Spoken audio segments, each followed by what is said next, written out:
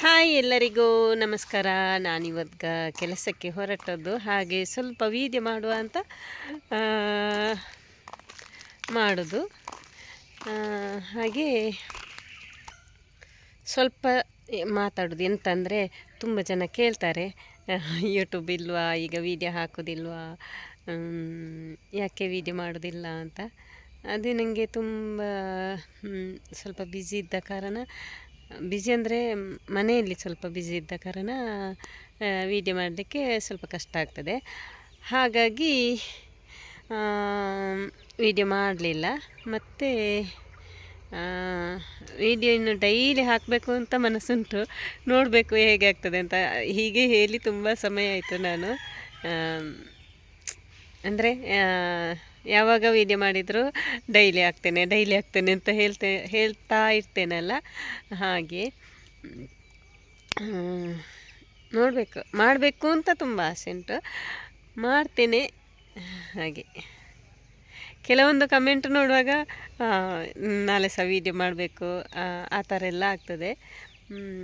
ಹಾಗೆ ನಾನು ಇನ್ನು ಮುಂದೆ ಯಾವ ಥರ ವೀಡಿಯೋ ಮಾಡಬೇಕಂದ್ರೆ, ಕೆಲವೊಂದು ಸ್ಟೋರಿ ಇರ್ತದಲ್ಲ, ಈಗ ನಮ್ಮದೇ ಆಗಿರಲಿ ಬೇರೊಂದಾಗಲಿ ಸ್ಟೋರಿ ಇರ್ತದಲ್ಲ, ಆ ಸ್ಟೋರಿಯನ್ನು ಹೇಳಬೇಕು ಅಂತ ತುಂಬ ಮನಸ್ಸಿದೆ.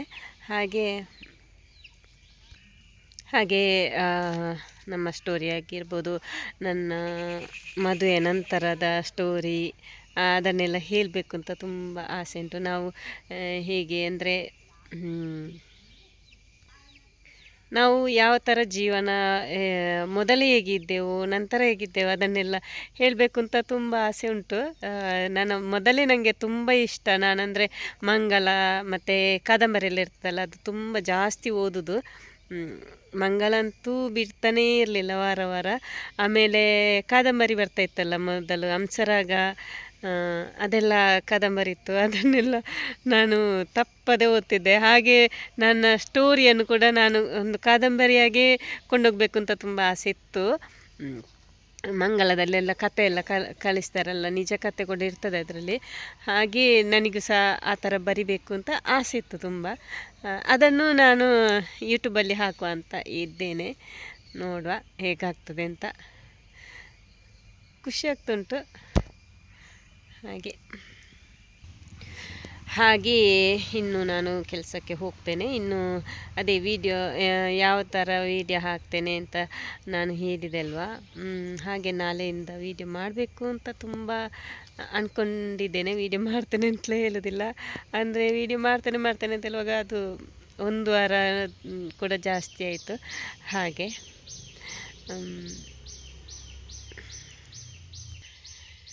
ಇಷ್ಟು ಹೇಳಿ ನನ್ನ ಇದೊಂದು ಸಣ್ಣ ವಿಡಿಯೋವನ್ನು ಇಲ್ಲಿಗೆ ಎಂಡ್ ಮಾಡ್ತಾಯಿದ್ದೇನೆ.